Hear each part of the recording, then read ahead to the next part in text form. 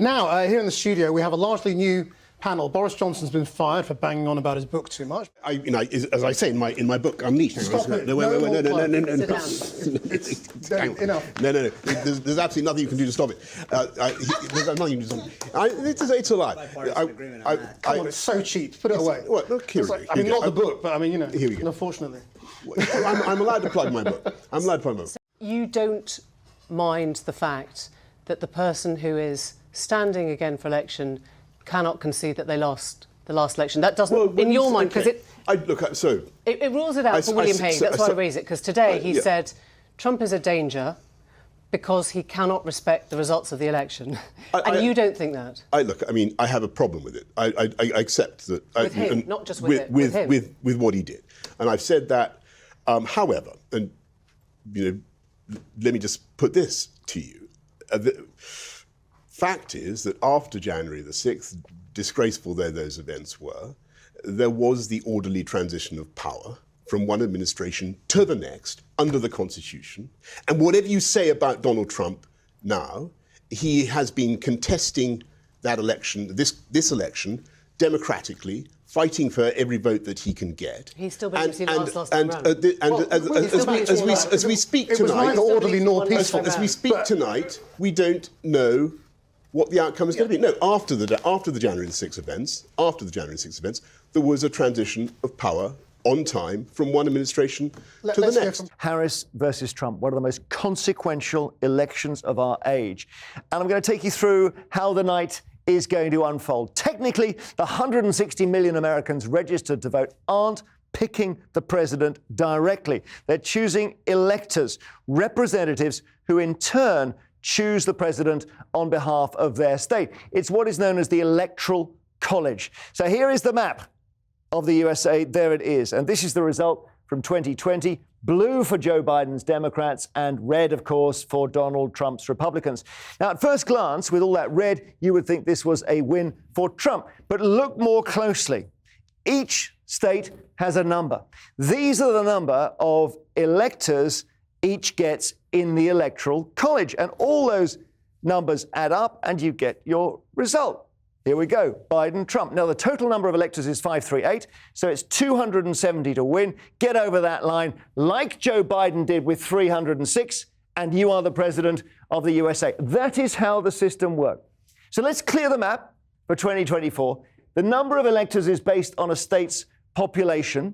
This year, the numbers have slightly changed because they've got new data from the last census. The biggest state, California, over here on the West Coast, has a population of 39 million, so it has 54 Electoral College votes. Wyoming, with a population of just 580,000, about the same as Manchester, gets 3.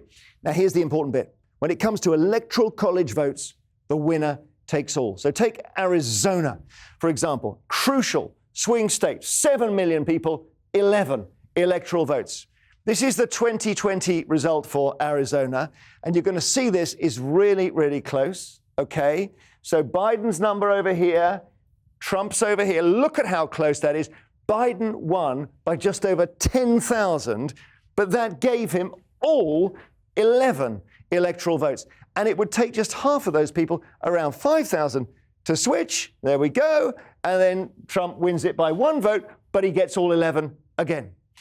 Now, a disclaimer. There are 2 states where it's a little bit different, Nebraska and Maine. Here, it isn't winner takes all, it's split. So in 2020, Biden took 1 of Nebraska's Electoral College votes. Trump got 4. And in Maine, the other way around, Trump got 1 and Biden got 3. In a race as close as this, that could be significant. Now, it's not like a UK election day. Tens of millions have already voted, some by post, but also in person. Today is basically the last day of voting. Lots of the early ballots would already have been counted, so when a state's poll closes, we start to get projections via our broadcast partner, CNN. So this is going to be our battle board for the night, which we will fill in as we get the results. There are 50 states. Most of them are pretty safe, Democrat or Republican.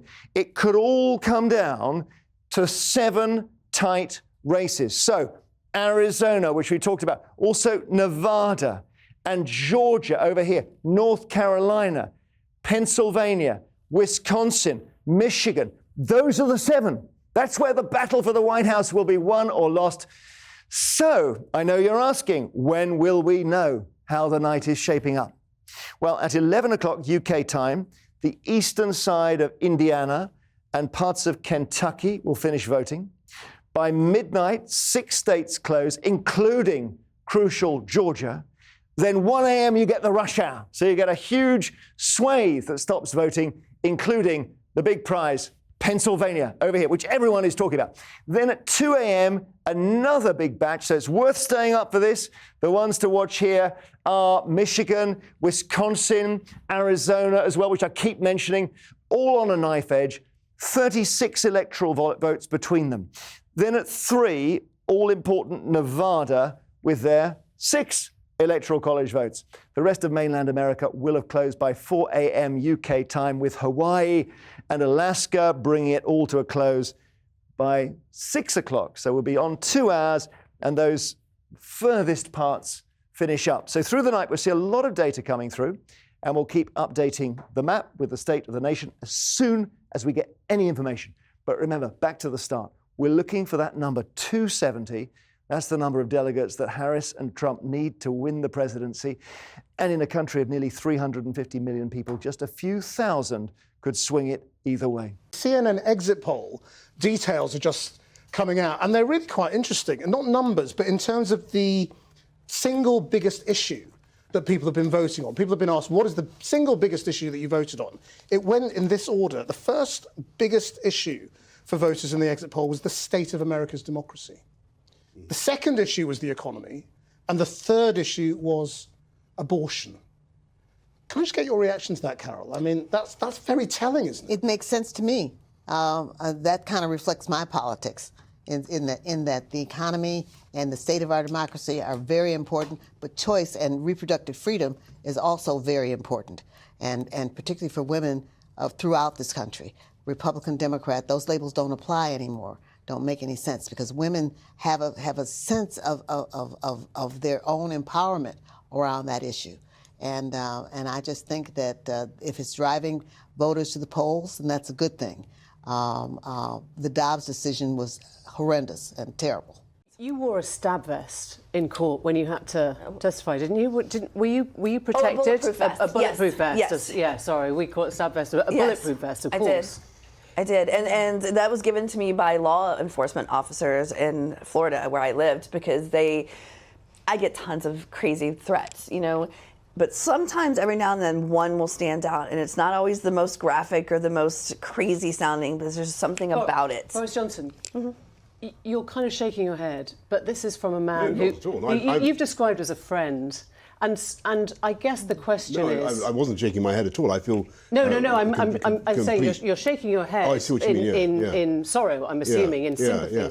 But this is all part of what you get if Trump is elected. You know, and it's all very well directing him about foreign policy and saying he could, you know, sort out Ukraine. This is the man that people like Stormy Daniels are dealing with. Oh, I know. Let me first say that, you know, I think everybody watching this will have immense sympathy for Stormy and everything that you feel and that you've been going through. And nobody should be threatened or feel threatened as part of the democratic process. But does it change your mind in terms of? But all I'm really, you know, and I'm afraid I don't know the ins and outs of much of what's happened. But why not? what I can say is the area where I can speak with authority is about the foreign policy relationship, and there. No, but it's about character. I have a different. We're going to talk about. I have a question. If you want me to stand, I have, yes. But would you leave your daughter alone with Donald Trump? Look, I mean. But the whole reason I asked the question. I don't see why. I don't see why not. All I can say to you is that my experience of Donald Trump. So you would? Yes. And my experience of Donald Trump is that when I've known him, and, you know, I hear what you're saying.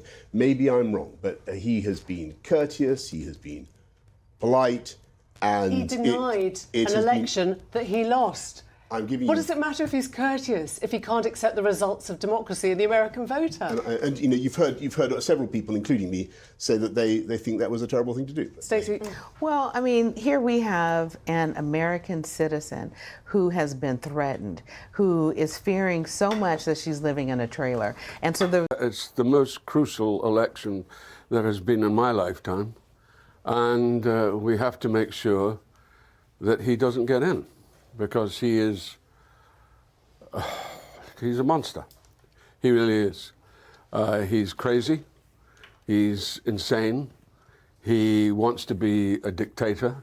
I mean, it's all been so clear what he's been talking about. I don't know why the American people aren't listening to him. Well, some of the American people clearly are listening to him, but a lot of them aren't.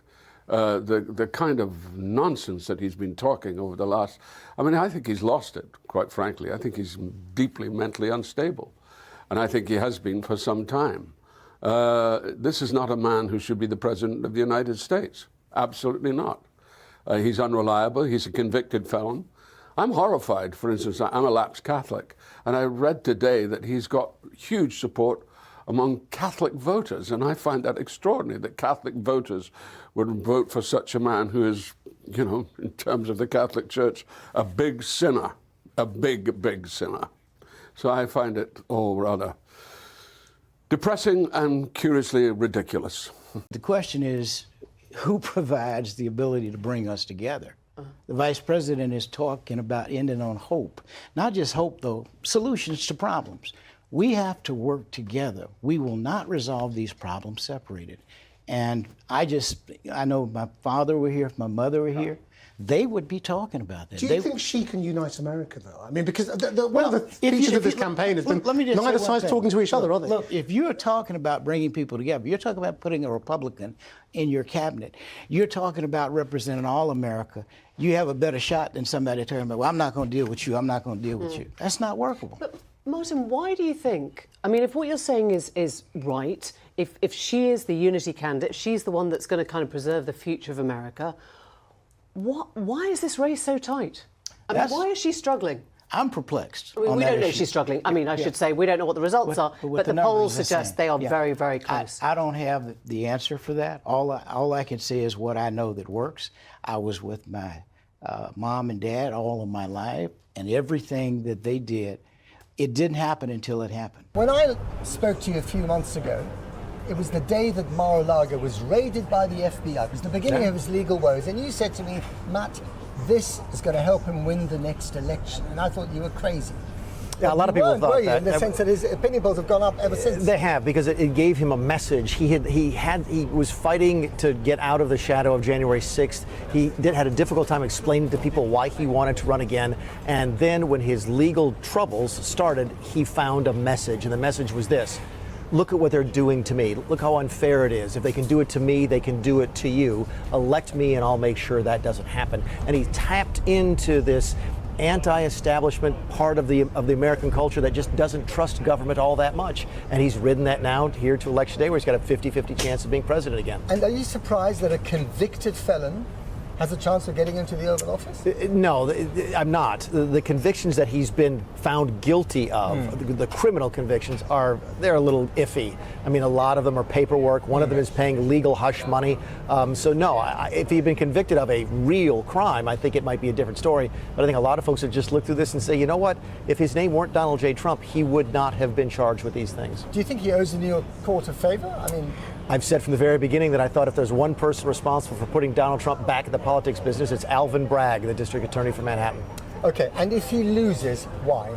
He loses because of January 6th. Really? It's the one thing that I think of preventing some Republicans from voting for him. They just don't trust him. They don't like him. To use the conversation you and I had before, if you lose at the Monopoly, you kick the board, no one wants to play with you again. And that is hanging over him still. And yet so many Republicans, both voters and lawmakers, have held their nose and supported him all the way, despite the fact that he said the election was stolen when it clearly wasn't true. Well, it was about half of the Republican primary voters who were voting for somebody else at some time, and then they rallied behind their candidate once it came up at the general election. Keep in mind, primaries are when you get a chance in this country to sort of vote for the very best of the best. The general election is a binary choice. It's you or the other team. If he gets in, who's going to be serving with him in the cabinet? And are they good people or are they just loyal people? Yeah, I used to worry about this, but now I've seen the lists. I've talked to some people. There's going to be some the folks that you would recognize across the Atlantic would be folks that you would approve of and say, okay, there's a legitimate member of the cabinet. Mike Pompeo, for example, maybe Senator Bill Haggerty, former ambassador to Japan from the U.S. Some quality names. You get down. Are there guardrails, as someone would say? You know, I don't buy the whole guardrail thing. The voters have a say on guardrails tonight. You don't go into work for a president as a guardrail. If you do that, then that's not the job. And finally, are you hearing anything from the campaign that makes you think they're either confident or very, very nervous? I'm not hearing anything from either campaign, and that is stunning to me on a night like tonight. Both campaigns are outrageously quiet. They've gone dark in terms of what they're putting out to the public. I think they're both just very much afraid it's going to be very, very close. America's only for Americans. I mean, America should be for Americans first, and I think UK should be for the UK first, and so on and so forth. The problem is that people find trouble with MAGA. Make America great again. It's America first is not a bad policy. Trump did America first. Biden did Buy American. They're identical agendas. It's about putting Americans' interests first. Let me ask you a question. What does that mean? Make America great again? Just make it great. Wait. No, that's not what it means. Tell me when it was great. Well, look, in my lifetime, give me one in day. my lifetime, the 4 years President Trump was in the White House, that was the greatest years in America for me. I'm 36 years old. That's fine. I don't know what it means. I know that we can become great. My father talked about creating the kind of nation that serves all people. And I look at the history of America, and part of the problem is we don't want to talk about history. We're banning books from schools. How do you say you're a free nation and you ban books? No, you're banning books. We're banning pornographic content for children in books. But that's not true, because my father's I Have a Dream speech is banned in That's Texas. abhorrent. That shouldn't be the case. Where is it? Where is it banned? Where is it banned, Martin? I'm just explaining to you. All you got to do is look around and research and see why would we ban books. That the I Have a Dream speech is banned? In Texas. I just told you that. That's stupid. And I think that's stupid. I think as a MAGA Republican, I say that's stupid. It's just, you can't go too far. I worry that the sort of Harris campaign might make the same mistakes that the Hillary Clinton campaign did, which is that, I mean, there was a whole politics of resentment. I mean, America often likes to think of itself as a classless society, but class plays a big part in it. And Donald Trump, he sort of understood that. I mean, he famously said, I love the uneducated, and now we call them low information voters. And I think that there's a kind of an assumption by the kind of coastal elites that everybody thinks or feels like they do, that they operate on a rational, intellectual level. And what Donald Trump was very good at is that he's a kind of political animal, and he has an instinctual relationship with the country. And I think that that's what appeals to people. I think sometimes the people who are very well educated, who live in the cities and on the coasts, they talk in a way that is just kind of misses the point with a huge amount of the election, because people are voting. You can't make a decision without your emotions being engaged, and often this is elections are a gut thing. So I'm outside the Gullet's Elementary School, where earlier today it was closed, this polling station, for a short period of time due to a non-credible bomb threat. But actually, it wasn't the only polling station that was hit by this non-credible bomb threat. Actually, the FBI say up to 12 polling stations were hit by these bomb threats. Now, polls meant to close here at 7 p.m, but a judge has ordered actually that polling stations can be allowed to be open for a bit longer so people can be allowed to vote. We've been seeing people coming here and voting in the last few minutes. Now, some news just in as well. We're hearing from our broadcast partner, CNN, that police are conducting bomb sweeps at several other locations across DeKalb County, and that's in the East metro area. Now, where these threats coming from? Well, the Georgia Secretary of State said in a press conference earlier on, he's blaming foreign state actors, namely Russia. Russian email addresses have been linked to these bomb threats. Now, 12 polling stations have been closed due to Russian-originated bomb threats, the official says. Now, there's been previous interference here in Georgia in state elections, and that's because this area has a 0.8% margin favouring Trump before today in its most recent poll. And the big picture, of course, 16 electoral college votes are up for grabs. And this state has been Republican every year since 1992, except last time when Joe Biden took it, of course. So what will happen next? We just don't know. This is big. So this is Florida called for Trump. Now, it was in our red column, but it was leaning, not certain Trump. And had he lost that, you would think it would be game over. So Florida called for Trump. That's by our broadcast partner, CNN. Well, as I've stated often for months, that I have voted today for Kamala Harris, and I have campaigned on her behalf. I believe in the Democratic principles and her policies.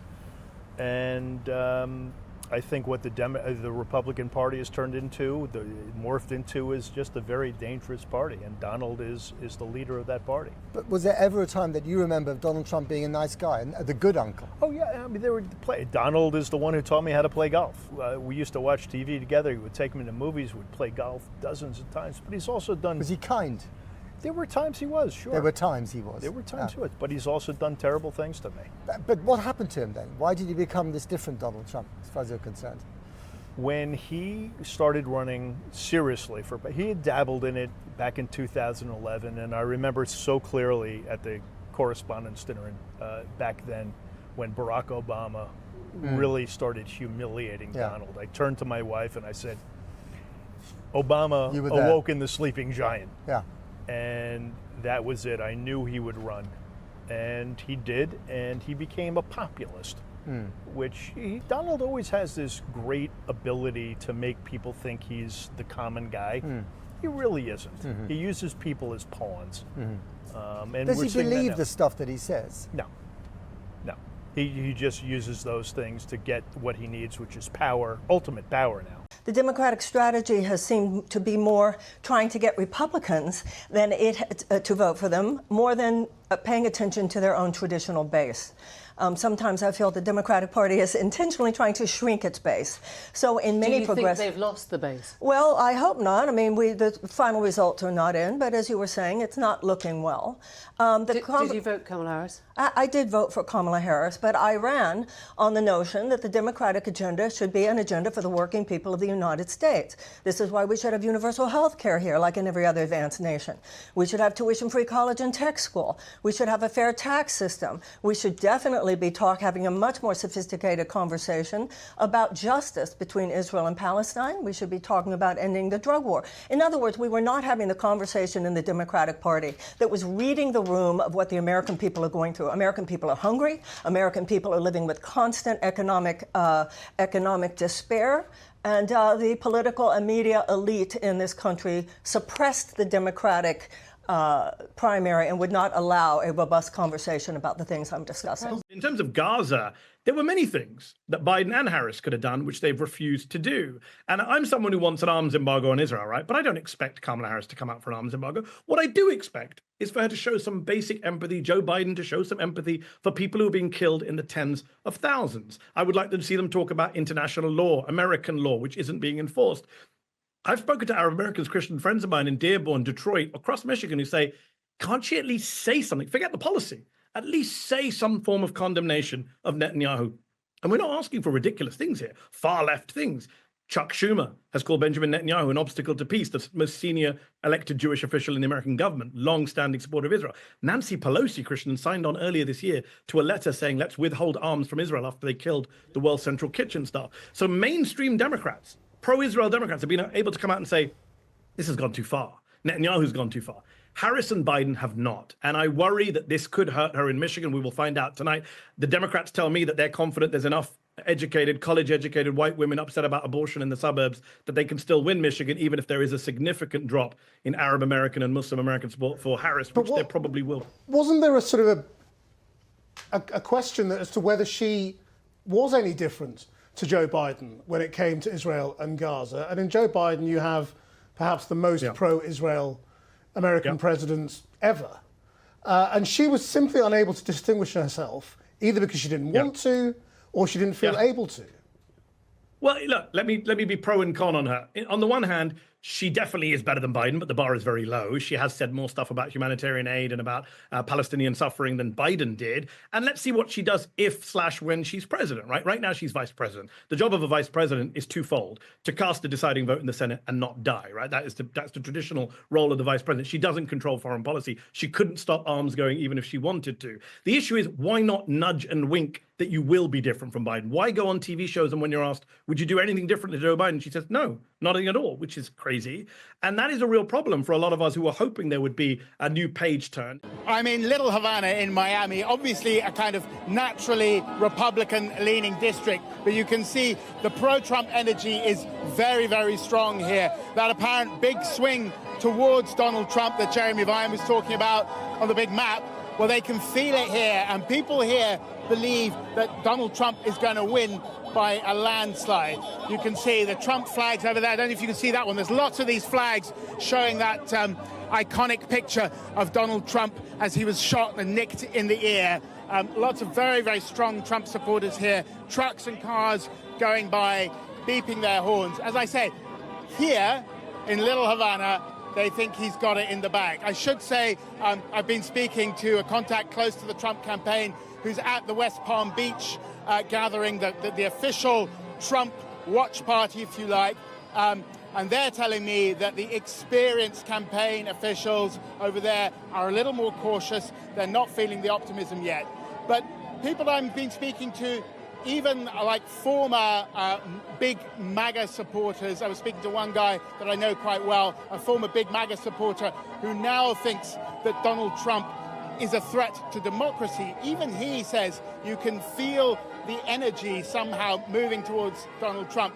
He said to me, Donald Trump feels a bit like a toxic ex that you're still attracted to. He said, I need to stay away. So look, it's obviously very febrile times, a lot of emotions here, a lot of stuff to get through yet, most notably Pennsylvania. But certainly here on the ground in Florida, in Little Havana, people feel like it's swinging Donald Trump's way, and they're feeling very optimistic about it. Yeah, let's take a look at this map here and just remind ourselves of the Electoral College vote totals. Harris on 91 and 207 for Trump so far. Kamala Harris will make up a lot of ground as we have the results from Democrat-leaning states like California.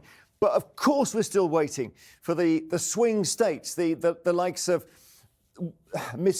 Wisconsin and Michigan and North Carolina. I've said them so many times. Georgia, Arizona and Nevada. And now we'll take a look a little bit more closely at, firstly, Arizona. So looking at a county and seeing if something's gone wrong with the Harris vote, what is it? So bring on Arizona if we can, and let's just look and make interesting comparisons. We're comparing with Biden a bit. Harris 51%, Trump 49% in Maricopa County. Most people in Arizona live in that county. It's very, very important from the point of view of elections. And as we've heard already tonight, the whole state is absolutely neck and neck. Arizona is normally Republican, won by Biden in 2020. Actually, yeah, Republican going all the way back to Bill Clinton, but then won by Biden.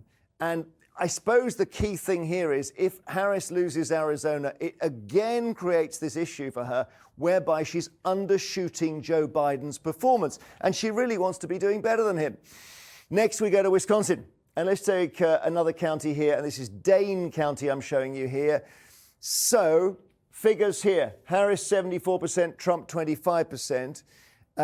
This is worrying for Harris, although she's in the lead because she's 5% behind where Biden was when the race was concluded in Wisconsin. And remember, what we seem to have seen here in these states is, yes, Harris may be winning the cities, but there's a real supercharged rural vote coming out for Trump.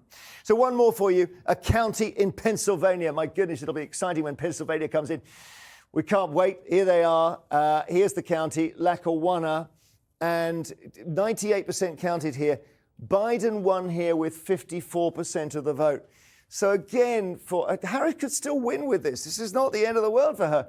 And you've got to also point out that Scranton, Pennsylvania is Biden's hometown, and he goes on and on about it. So, you know, he had a bit of a boost in Pennsylvania. But again, she would want to ideally be equaling Biden's vote, at least in these swing states. So we will see. Will the trend continue across Pennsylvania and Wisconsin and Michigan and the other 7 swing states? Let's see. Thanks, Jeremy. Well, I mean, it's a little bit more subdued here at this Kamala Harris watch party than it was a few hours ago when I last spoke to you. Speaking to people here, they are now saying that they are getting scared. We were given, as we came in, presidential maps here with some crayons to colour in, and the red crayon is being used far too much for the liking of most people here. Sarah Foreman is one of Kamala Harris's supporters who I've been speaking to. Sarah, how are you feeling right now? I'm feeling anxious, frustrated, and a little scared. And why do you think things are not going the way that you'd hoped? I know we don't have a full answer yet, but why? Personally, I just think it should be more clear. I think the choice is clear. We have 2 candidates. One is extremely qualified and one is not. And so it shouldn't be this close. It shouldn't be a nail biter. Why do you think, you're American, I'm British, what is it? Can you explain why it is for you that this is not filtered through, even though you believe that the right person is not winning right now? I honestly think the Civil War is still raging in America. You know, we still have a divide between views on race, on gender, on class, and it's been dividing us for a long time, and we've never dealt with it. So you think it's that rather than policies? I think it's that rather than policy, yes. Okay. Are you going to stay here till the bitter end? I'm going to stay here till the bitter end, until they close and kick me out. I'm going to watch it and, you know, hope for the best. I'm an optimist. I keep hope alive. Well, my loyalty for President Trump after he lost 2020, I did not believe he lost it, so I joined Stop the Steal, and I started volunteering for Trump with Team Trump 47, and I have been working my butt off with a lot of volunteers to get him to the point he is today. And it wound up last year. My husband packed up and left, and the last thing he said to me was, I hope you and Trump have a good life together. So Donald Trump was literally the reason for your divorce. You felt that strongly. Yeah, it was my absolute loyalty, because I don't like it when people are accused of lying or accused of something that they didn't do. As a New Yorker, I like to prove myself, and I know Trump has been innocent, and I know he loves this country, so I decided to be a supporter and do whatever I could to be on his side.